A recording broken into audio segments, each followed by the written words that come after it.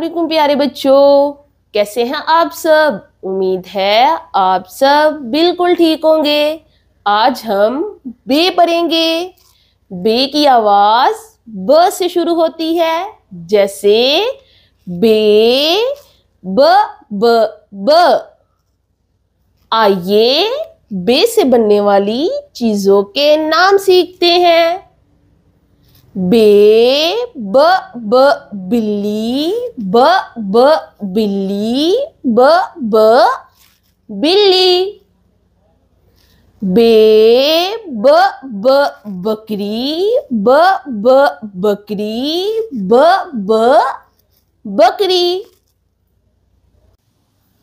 बे ब ब बतख, ब ब बतख, ब ब बतख। बे ब ब बस्ता, ब ब बस्ता, ब ब बस्ता। तो प्यारे बच्चों, क्या आपने गौर किया?